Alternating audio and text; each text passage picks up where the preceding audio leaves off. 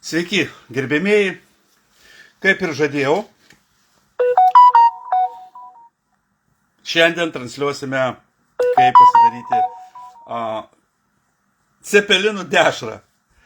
Labai daug sukėlė šitas receptas tokio susižavėjimo, sakykime, šaršalo. Tai mes va čia dviese, čia yra zitelė, tai yra vegetarinės mitybos žiniuonė ir Žilvinas Užkuraitis, ajurvedinės mitybos ir sveikos gyvensenos specialistas. Ir, žodžiu, taigi, gerbėmėjai, turime mes, jungiu kamerą iš karto prie reikalo. Turime mes cepelinų. Cepelinai, vat, prisipažinsiu, buvo pirkti prekybcentryje ir jie buvo šaldyti, tai mes atitirpdėm ir pasimokėm iš praeitų sykių, tai mes juos paalėjavome. Matote, kad būtų slidesni į mūsų dešros apvalkalą.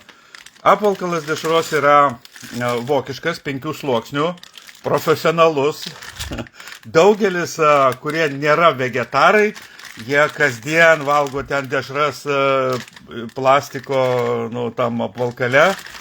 Bet labai mes tokių pretenzijų sulaukiam, sako, kaip jūs drįstate, skaitosi, cepelinus plastike virti, apie mikroplastiką prisiklausėm, daug visokių tokių dalykų. Taigi, vat, mes palėjavome iš tikrųjų tuos apvalkulus iš vidaus, nes pasimokėm, nes praeitas iki prilipo. Ir dabar, vat, vanduo jisai jau užviręs. Taip, vanduo užviręs ir dedam tas cepelinų dešras. Dabar kokie privalumai šitaip virti cepelinus. Tai, vienas toksai iš privalumų, tai tas, kad, žodžiu, neprilimpa krakmolai visokie, prie puodo. Žodžiu, va. Antras privalumas, cepelinai nepavandenyje. Žinot, nepavandenyje. Trečias dalykas, tai cepelinai jie, žodžiu, išsaugo visus vitaminus, mineralus. Jeigu dar kokių prieskoniukų įdėsite, šitas apvalkalas jis nepraleidžia jokių lakiųjų medžiagų. Visiškai. Tai yra maistinis apvalkalas, poliamidinis apvalkalas dešroms. Kaip sakant, ramios bitės absoliučiai. Na va, tai kol laukiame, kada išvirs mūsų cepelinai, kiek laiko mes juos čia virsim? 20 minučių. Sako, apie 20 minučių. Tai jeigu turite noro, jūs tiesiog komentuokite ir taip sulauksime, kol cepelinai išvirs. Ir žiūrėsime, kas ten gavosi. Tai va, pagal patirtį praeito sykio, tai aš jums galiu pasakyti, kad jie tampresni, geresni. Uždengsim, kad negaruotų. Tai va. Tai mes jums parodysim. Vat, dujos dega. Taigi, tiesiog tampresni, skanesni, be jokio šalutinio, sakykime, to pavadenijimo kažkokio, tai vat, eliminavome sulipimą, tai alijuodami tas apvalkalus dešrų aliejumi ir pačius cepelinus paalijavome. Va čia dar liko, žodžiu, va, aliejaus. Va, šiek tiek apie aliejų aš jums papasakosiu, žiūrėkit. Kada jūs įsigijate aliejų, jūs būtinai jį į šaldiklį dėkit, užšaldykite. Jeigu laikote keletą butelių atsargoj, aliejaus užšaldymas jisai duoda tai, kad jisai nebesioksiduoja. Ypač būtina tą daryti su sėmenų aliejumi. Sėmenų aliejus jisai, žodžiu, labai greitai oksiduojasi ir kada matai, kada parduotuvėse yra pilna pristatyta tų buteliukų,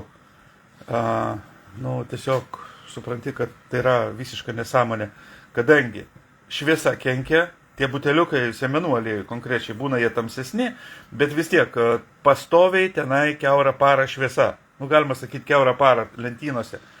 Ir jis jau būna užsioksidavęs. Tai jeigu pasižiūrit pagal pagaminimo laiką gana šviežias, tai iš karto į šaldiklį jį įsidėkit.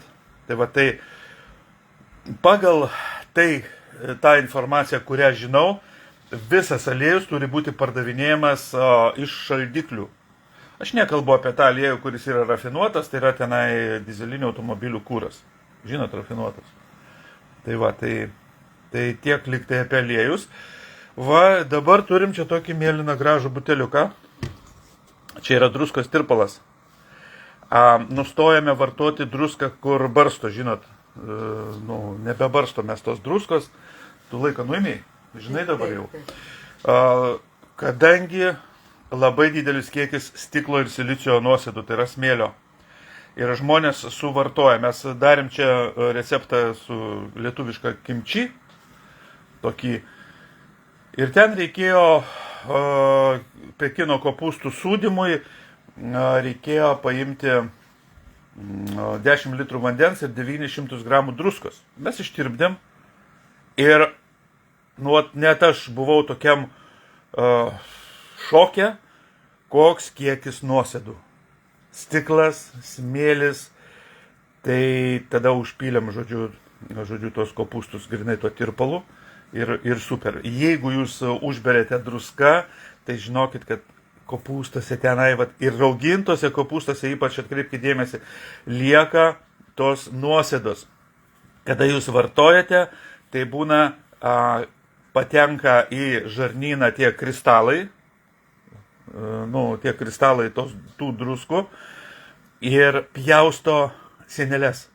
Ir imunitetui, organizmui reikia išskirti labai daug energijos, kad pastoviai užgydyti tas žaizdeles.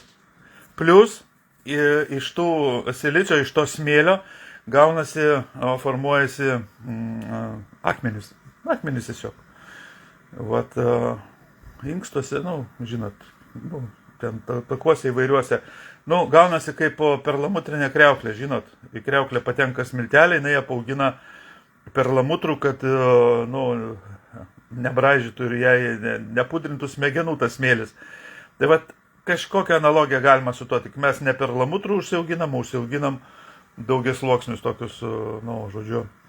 Tai va, tai druska. Tai druskos reikia daryti visą laiką tirpalą. Dar vienas iš atradimų, tai vietoj druskos tirpalo, čia tokį rimtą druskos tirpalą padarėm toks jau, kur netirpsta jau, į vandenį pridedi tiek druskos, kad nebetirpsta. Va, tai atradimas dar vienas toksai, kad maiste jūs galite naudoti ringerį. Tiesiog vaistinėse nusipirkat ringerį ir tai yra idealus fiziologiškai žmogui druskos tirpalas tinkantis maistui. Tiesiog ringerio ten pigus ten. Nusipirkat, pavyzdžiui, sriubą norit išsivirti. Tai ne vandenį paprastą naudojat, bet pilat ringerį. Ringeris, tai yra fiziologinis tirpalas ir yra ringeris, žinot. Tai va, čia eina kalba apie šitos reikalus. Tai yra tobulai. Jūs tada niekada nepersūdysite, nepermažinsite, bus druskos tiek. Pasižiūrim, kaip mūsų tenai. O, reikaliukai. Gerai verda reikaliukai. Cepelinų dešros verda. Tai va, kas liečia druską, labai svarbu. Tai rekomenduoju arba ringerį, fiziologinį tirpalą, naudoti patiekaluose, sriubose, kur ten dar galima. Ten, žodžiu. Net ir gėrimai labai nuostabus būna, pavyzdžiui, vasarą. Dabar tai jau, dabar irgi gerai. Jeigu fizinis aktyvumas pas jūs didelis, tai naudokite vietoj vandens fiziologinį tirpalą arba ringerį. Vat, kai kurios vaistinės, jos sako, recepto reikia. Žodžiu, tai, bet gal čia dėl neišprusimo ten jos taip nepardavinėja, bet daugelis vaistinių ringerį ir fiziologinį tirpalą parduoda be jokių problemų. Na tai va, tai Ką noriu pasakyti, aliejų reikia būtinai šaldyti šaldiklyje, darytis druskos tirpalą arba ringerį naudoti, žodžiu, tam savo sūdymui. Va, dabar kas liečia plastiko apvalkalų. Žinot, plastiko apvalkalai, tau sako, kaip tu drįsai cepelinus padėti į plastiką, tipo šventvagyšė, tokia kaščiūnstva jau gavosi, kad mes iš cepelinų padarėm dešrą. Tipo, atėmėm iš tų, kaip sakant, kurių jie ne vegetarai, jau tokį paskutinį gyvenimo ramsti džiaugsmą. Bet atkreipkite dėmesį, aliejai yra plastike, druska čia taip pat plastike, iš buteliukų, ką mes čia turim. Čia yra purškiamas aliejus, papurkšti, čia druskos tirpalas, įsipilti tą, čia sojos padažas, čia turim, žiūrėkit, ką turim. Žodžiu, čia yra actas. Putinų actas, žiūrėkit, aš jums ką parodysiu. Žodžiu, palaukit sekundėlę, mes čia jums parodysim. Tikiuosi, transliacija vyksta. Taip. Čia yra buteliuose, yra putinų actas. Putinų ir gudobelių. Turim du actus. Tai kažkam, jeigu labai ten problemos su skrandžio rūgštingumu, tai jisai labai gerai patvarko. Cholesterolį patvarko, daug dalykų ten. Bet čia jau kitos temos. Bet taigi tęsiam apie plastikus. Apie plastikus tęsiam. Tai aš jums ką dar parodysiu, kas plastikuose, žinote. Plastikuose yra džiovinti vaisiai įvairūs. Va. Taip, kad pretenzijos kur kitur apie cepelinus dešroje, tai kadangi čia yra suruošta Amosovo pastai. Amosovo pasta, gaminama Amosovo pasta, labai geras dalykėlis. Tai dabar, kas liečia išvedimo iš organizmo mikroplastikų, kurie patenka per kvėpavimo takus. Kaip dar gali jie ten patekti? Pavyzdžiui, gal kažkas turite pjaustymo lentas plastikinės, įvairūs būdai. Tokie, tai labai tinka chlorela. Paskiau tie žali dumbliai, kaip jie vadinasi, žali dumbliai, kur tabletės tokios būna supresuotos. Žodžiu, spirulina. Spirulina. Įvairūs dalykai. Raudoni burokėliai, labai gerai toksinus išvaro. Sunkiosius metalus įvairius. Tai čia tokios temos. Šiandienos tema cepelininės dešros.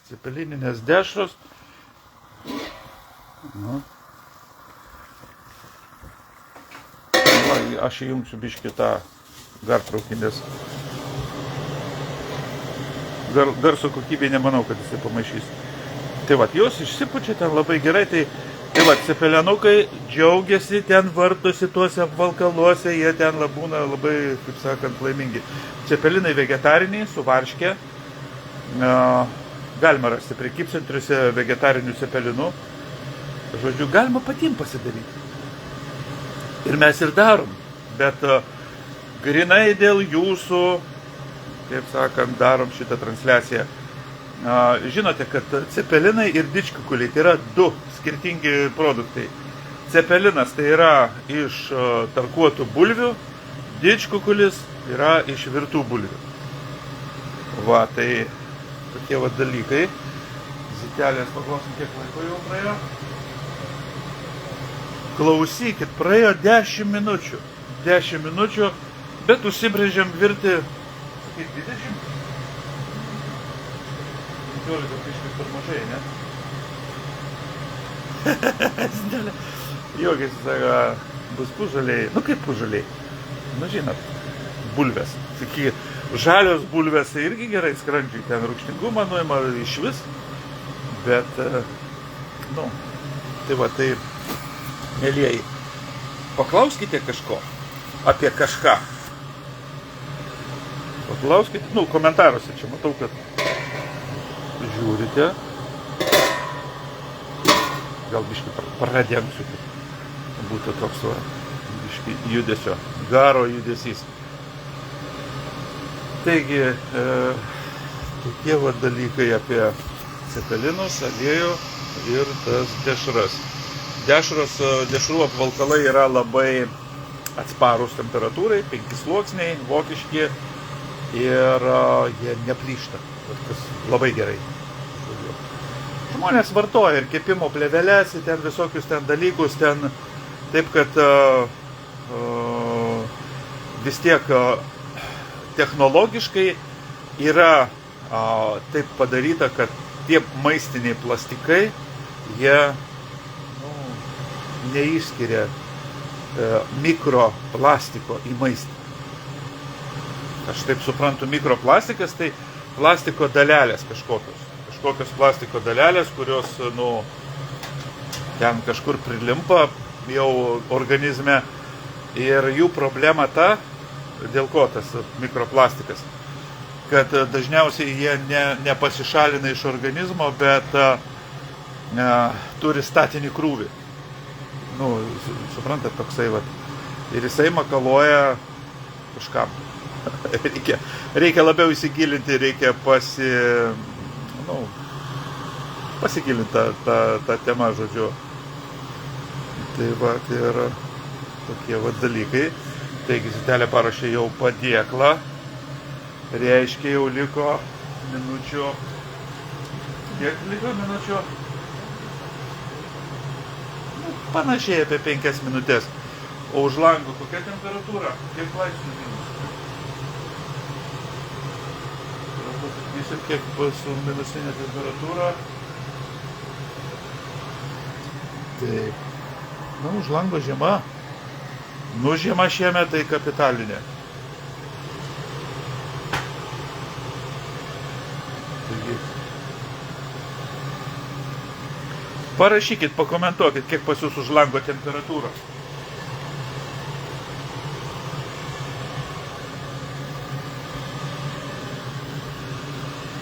Kadangi aš dabar transliuoju, tai nėra kaip pasižiūrėti man į mobiliaką.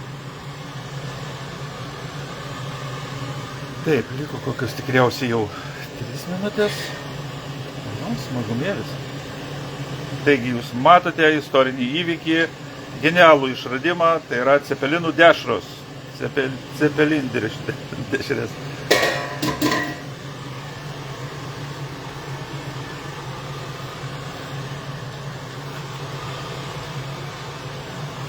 Taigi, kur orai pastovė? Rodo -2. Klausykit, atšilimas. Kas čia dabar pastovė, gal neatsinaujino telefonas? Sako, kad už lango termometras -15 rodo. O tai taip, mobiliakė neatsinaujino temperatūrą. Gražu. Žodžiu, tai vat, mėlėjai, laukiam finišo laukiam.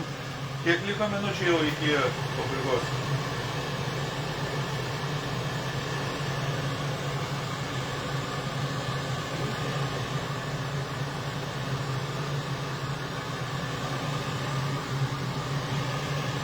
Jau gal laikas išimti?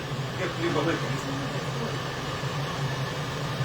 Sako 3 minutės, sako, pakentiek biškį, dar palauk, dar man tai jau norisi, žinot, jau išgriebti ir ten pasižiūrėti, kaip tie cepelinai. Žinot, aš pats toks kaip jūs, nes nežinau, koks rezultatas bus. Mes pirmą kartą dabar paaliejavome, žodžiu, cepelinus ir patį apvalkalą. O praeitą sykį, tai prilipau šiek tiek prie senelių šitie cepelinai to apvalkalo. Tai buvo, čia yra dabar antras kartas gyvenime, kada verdam, žodžiu, cepelinų dešras. Va, manau, kad ne paskutinis. Ir manau, kad kažkas tikrai pasieks šituo pavyzdžiu, kadangi privalumų daug. Tai vienas iš jų, kad nereikia plauti puodo. Ta prasme, vandenį išpyliai, praskalavai, šiek tiek pravaliai ir viskas. Žinot, po cepelinų kas darosi? Va. Nu va. Antras privalumas tai nepovandenyje cepelinai. Apvalkalas išsaugo visus vitaminus, mineralus ir jeigu įdėsit kokį, prieskoniuką, tinka ten pavyzdžiui, koks juodas pipiras, šildantis prieskonį, nes žiema, šildantis, ten, sakykime, kažkokį, tai tas aromatas tiesiog kuo nuostabiausias. Pasisūdyti galite, žinot, prieš dedant į dešrą galit apipurkšti druskos tirpalu, bet galit tiesiog paskiau apsipurkšti. Vėlgi, kadangi aš rekomenduoju jau druskos tirpalą, ne druską barstyti, kadangi toj druskai yra labai daug stiklo ir silicio. Skaitosi 900 gramų druskos yra 2 gramai stiklo ir silicio. 2 gramai tai reiškia 1 arbatinis šaukštelis. Klausykit, spalvos kaip gerai čia dera. Vat druska su cepelinais, su cepelininė dešra. Kiek jau laiko? Kiek? Nu jau. Imam po biškį, kad ten sako, minutė liko. Gerai, trauksim, tai žiūrim. Jūs kantrus, jūs šaunuoliai, kantruoliai. Taip. Klausykit, nu tai bent. Va, temperatūra sumažėja, iškart jau jinai darosi tokia, susileidžia tos dešros. Va. Nu ir ką, dabar testuosime. Tuoj užsukam dujas. Imam kokį peiliuką, ar čia žirklių reikia? Žirklius reikia, va, sako žirklius. Gerai. Nu. Tai aš manau, galima va į šitą, va čia jisai alijuotas, tas čia yra nerafinuoto aliejaus likę. Na ir žiūrim, gal jisai labai gerai. A, ne, vis tiek prilimpa, žiūrėk. Palejavom cepelinus, palejavom dešros apvalkalą, bet vis tiek, klausykit. Aha, jie nori lipti, nu bet gal kažkaip nupačio gražiai į tą, va čia, va. Ai, nupačio, tai prilimpa biškį. Raskite būdą, mėlėjai, kadangi čia prieš jūsų akis vyksta atradimas, tai raskite būdą, kaip padaryti, kad cepelinai jie nepriliptų prie tos, prie apvalkalo. Žodžiu, dešrų apvalkalo, nors jisai ir vokiškas, o žiūrėkit, matot, varškė matot. Nu, ką darysi, čia jau taip, va, iškart į aliejuką ir va tau ir 4 cepelinų dešra. Praeitą sykį tilpo 5 cepelinukai. Buvo gal mažesni kažkokie. Nu, nurašysim į technologinius nuostolius čia va tą prilipimą, bet reikės kažkaip atidirbti technologiją kažkaip, žodžiu.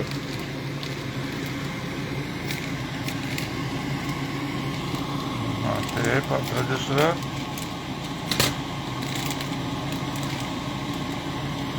Matai, jiems reikia gal daugiau aliejaus į tą kažkaip įdėti karštą labai, ne?